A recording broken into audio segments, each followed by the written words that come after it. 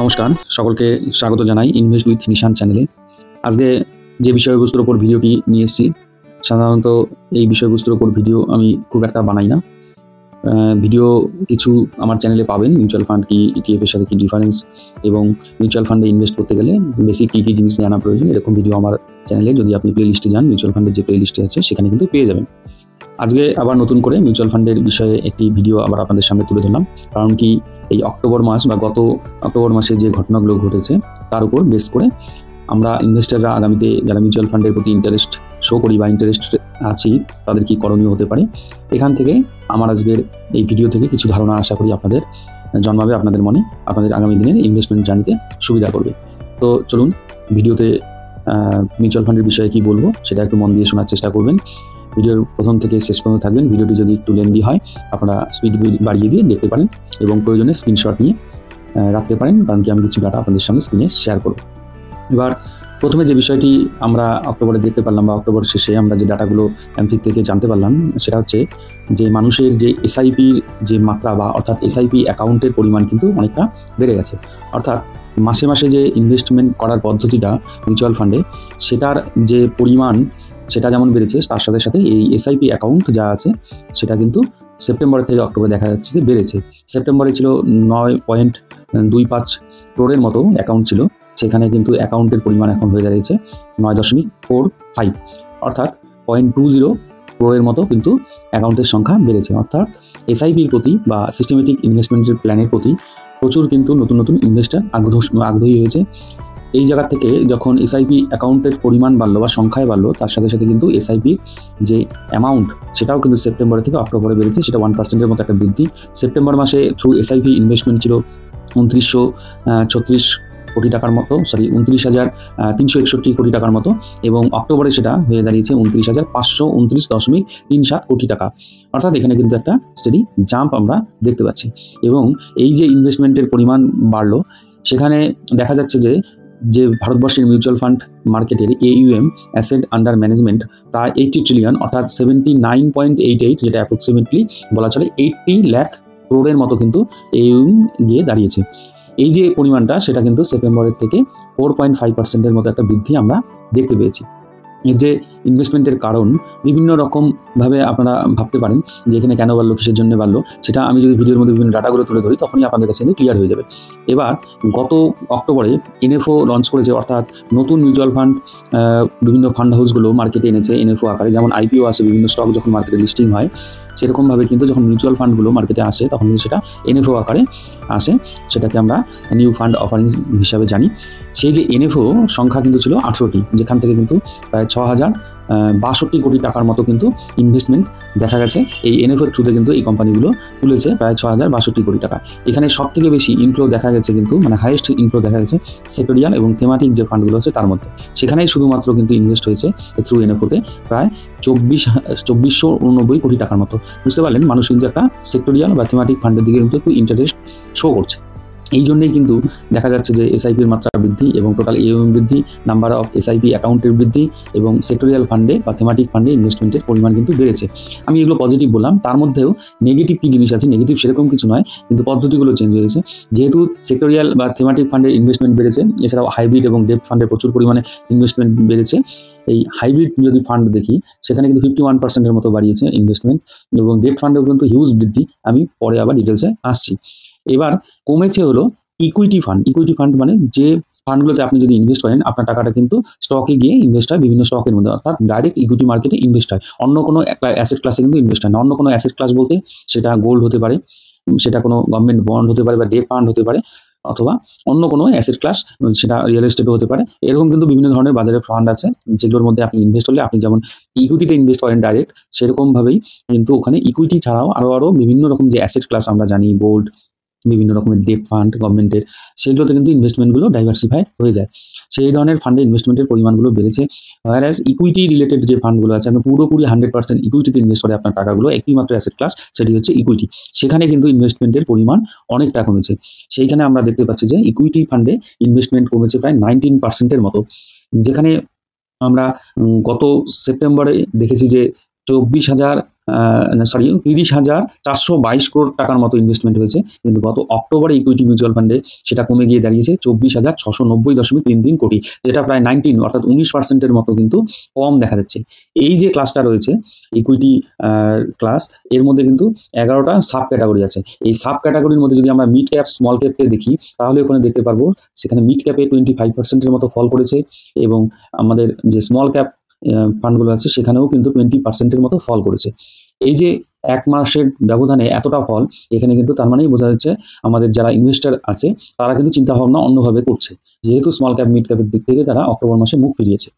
এবং অন্য যে ফান্ডগুলো আছে দেখবেন ওই যে অক্টোবর মাসে যে ফ্লেক্সি ক্যাপ ফান্ডগুলো আছে যেগুলো ইকুইটির সাথে যুক্ত, সেইখানে কিন্তু আবার ইনভেস্টমেন্টের পরিমাণটা বেড়েছে। সেখানে সেপ্টেম্বর মাসে মানে ফ্লেক্সি ক্যাপ ফান্ড যেটা ইকুইটি রিলেটেড ফান্ড, সেইখানে দেখা যাচ্ছে যে সেপ্টেম্বর মাসে ইনভেস্টমেন্টের পরিমাণ ছিল 7,029 কোটি টাকা, সেটা কিন্তু অক্টোবর মাসে বেড়ে গিয়ে দাঁড়িয়েছে 89.28 অর্থাৎ 8,928 কোটি টাকা, যেটা কিন্তু একটা 27%-এর মতো একটা কিন্তু বৃদ্ধি আমরা সেপ্টেম্বরের তুলনায় অক্টোবরে দেখতে পাচ্ছি। তার মানে কিন্তু এখানেও বোঝা যাচ্ছে ইনভেস্টররা ফ্লেক্সি ক্যাপের দিকে কিন্তু ভালো ঝুঁকেছে, এবং সেখানে যে ফান্ডগুলোর মধ্যে ডিভিডেন্ড ইল্ড ফান্ড এবং ইএলএসএস ফান্ড যেগুলো আছে সেই ফান্ডগুলোতে আবার ইনভেস্টমেন্টের মাত্রা কিন্তু কমিয়েছে। অর্থাৎ আমরা যদি ইকুইটি মার্কেটটাকে টোটাল স্টাডি করি বা এখানে যে 11টি সাব ক্যাটাগরি আছে তার মধ্যে কিন্তু আমরা দেখতে পাচ্ছি টোটাল হলো 19% ফল। তার মধ্যে ফ্লেক্সি ক্যাপ এবং যে ডিভিডেন্ড ইল্ড ফান্ড এবং যদি ইএলএসএস ফান্ডের মধ্যে একটা তুলনা করি দেখা যাবে যে ফ্লেক্সি ক্যাম্পে সব থেকে বেশি ইনভেস্টমেন্ট হয়েছে, এবং ডিভিডেন্ড ইল্ড ফান্ড এবং ইএলএসএস ফান্ডে কিন্তু এখানে কিন্তু আউটফ্লো হয়েছে, অর্থাৎ ইনভেস্টমেন্ট কমেছে, এখান থেকে লোকজন টাকা পয়সা তুলেছে। বোঝাতে পারলাম কি বিষয়টা, যে এখানে ইকুইটিতে কোথায় কোথায় ফলটা আমরা দেখতে পাচ্ছি। তার মধ্যে ম্যাক্সিমাম ফল কিন্তু আমরা অলরেডি দেখে নিয়েছি মিড ক্যাপ ফান্ডে, স্মল ক্যাপ ফান্ডে, ডিভিডেন্ড ইল্ড ফান্ডে এবং ইএলএসএস ফান্ডে কিন্তু ফল কিন্তু দেখা দিয়েছে। তার মধ্যে ডিভিডেন্ড ইল্ড ফান্ড এবং ইএলএসএস ফান্ডে নেগেটিভ ইনফ্লো বা যেটাকে আমরা বলি আউটফ্লো কিন্তু আমরা দেখতে পেয়েছি। মিড ক্যাপ স্মল ক্যাপে যেমন কমেছে, কিন্তু এখানে কিন্তু মানুষজন টাকা তুলেছে ডিভিডেন্ড ইল্ড ফান্ড থেকে এবং ইএলএসএস ফান্ড থেকে। আবার ফ্লেক্সি ক্যাপ ফান্ডে সেটা কিন্তু বাড়িয়েছে। এই হলো ইকুইটি রিলেটেড মিউচুয়াল ফান্ডের ডাটা। এবার যদি আমরা যে বাড়লো কোথায় সেটাকে যদি অনুসন্ধান করতে যাই তাহলে দেখব ডেট ফান্ডে যে বিভিন্ন যে ক্যাটাগরি আছে সেখানে 16টির মতো ডেট ফান্ড ক্যাটাগরি রয়েছে। সেখানে টোটাল যে ইনফ্লোটা হয়েছে 1.59 লাখ ক্রোড়। 1.59 লাখ ক্রোড় যে ইনফ্লো সেটা আমরা অক্টোবর মাসে দেখছি, কিন্তু সেপ্টেম্বর মাসে এবং আগস্ট মাসে কিন্তু আমরা সেখানে কিন্তু আউটফ্লো দেখেছি।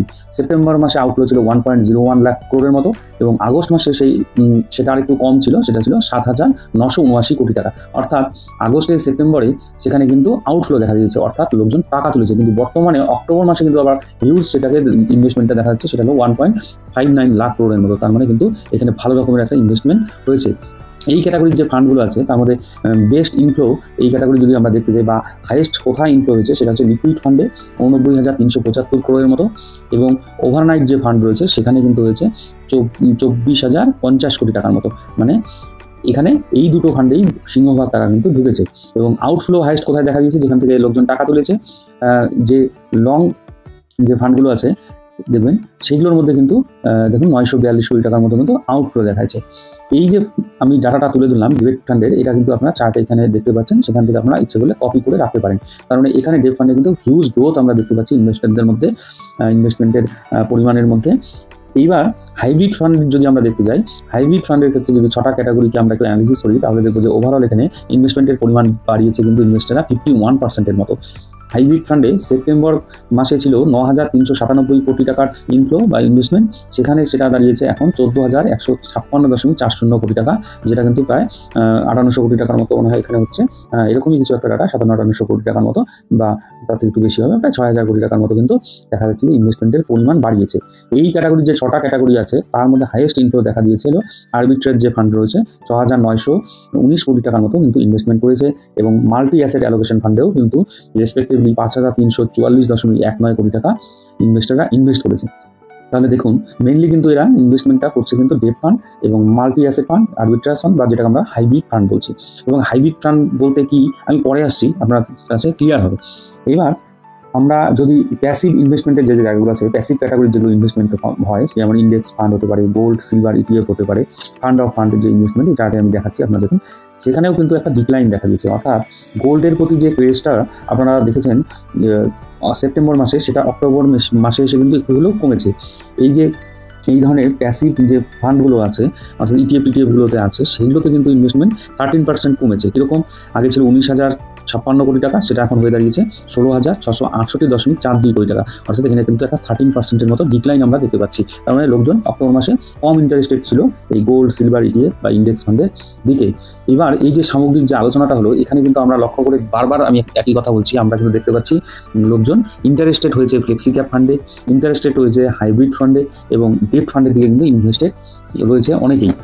এখানে যেটা ব্যাপার দাঁড়ালো ওভারঅল, তার মানে যারা ইনভেস্টার তাদের মাথায় কিন্তু একটা চিন্তা ঢুকেছে যে আমরা কী করবো, ইনভেস্টমেন্টটা আমরা সিলেক্টিভ ওয়েতে করবো এবং খুব সতর্ক হয়ে করবো। অর্থাৎ আমি বলতে চাচ্ছি ইনভেস্টাররা কশাস এবং সিলেক্টিভ, এবং আরেকটি জিনিস তাদের মধ্যে দেখা দিচ্ছে যে তারা একটা ব্রড ডাইভার্সিফিকেশন চাচ্ছে, যাতে তাদের রিস্কটাকে তারা ব্যালেন্স করতে পারে। এই ডিসিপ্লিনের মাধ্যমে তারা কিন্তু রিটার্ন কম হোক বা রিস্ক আমাদের কিন্তু তার সাথে সাথে কম হবে, সেই দিকটায় কিন্তু তারা কিন্তু ফোকাস রেখেছে। তার মানে লোকজন চাচ্ছে যে আমার পোর্টফোলিও এমন হোক যে মডারেট রিস্ক প্রোফাইল যেন আমাদের থাকে। এবার আমি আগেই বলেছিলাম হাইব্রিড ফান্ডের মধ্যে কী থাকে, ইকুইটি ফান্ড, ইকুইটিও থাকবে, ডেপ্টও থাকবে, একটা রেশিও মেনটেন করে এখানে হবে। কোনো সময় এরকম হয় যে ফান্ডটার নাম যদি হয় ইকুইটি হাইব্রিড ফান্ড, সেখানে দেখা যাবে যে ইকুইটিতে ইনভেস্টমেন্টের পরিমাণটা বেশি হবে, 65-80%-এর মতো ইকুইটিতে আপনার টাকা চলে যাবে, আর বাকিটা চলে যাবে আপনার হচ্ছে হলো ডেপ্ট ফান্ডে। আবার যদি এরকম হয় ফান্ডের নাম যে ডেপ্ট হাইব্রিড, তখন কিন্তু দেখা যায় যে ডেপ্ট ফান্ডে ইনভেস্টমেন্টটা 60-90%-এর মতো এবং ইকুইটিতে 10%। এই সকল ফান্ডে সবসময় রিটার্ন একটু কম দেয়। এইরকমভাবে হাইব্রিড ফান্ড হতে পারে, বিভিন্ন অ্যাসেট ক্লাসের মধ্যে আপনার টাকাটা ইনভেস্ট হয়, তার মধ্যে ইকুইটি আর হলো ডেট। এবার ওই মাল্টি অ্যাসেট যে ফান্ডগুলো থাকে সেগুলো কি আমি একটু বলি। মাল্টি অ্যাসেট বলতে এখানে প্রায় 3টে অ্যাসেটের মধ্যে ইনভেস্টমেন্টটা হয়, সেটা হচ্ছে ইকুইটিতে হবে, অর্থাৎ স্টকসে কিছু টাকা ইনভেস্ট হবে, সেখানে 40-60% টাকা, এবং ডেট ফান্ডেও হতে পারে সেটা বন্ডস বা ফিক্সড ইনকাম দেয় এরকম কিছু জায়গা, সেখান থেকেও ইনভেস্টমেন্ট মোটামুটি 30%-এর মতো হলো। আর হলো গোল্ড, আদার যদি কোনো কমিউনিটিস থাকে সেটা অন্য কোনো কমিউনিটিসে ইনভেস্ট হয় মোটামুটি 20%-এর মতো টাকা, 10-20% হয় অনেক সময়। রেশিওটা এরকম হয় 50-30-20 এরকমও হতে পারে। এরকম করে একটা মাল্টি অ্যাসেট ফান্ডও কিন্তু বাজারে এরকম অনেক ফান্ড কিন্তু রয়েছে, যেগুলো হাইব্রিড ফান্ড এবং মাল্টি অ্যাসেট ফান্ড।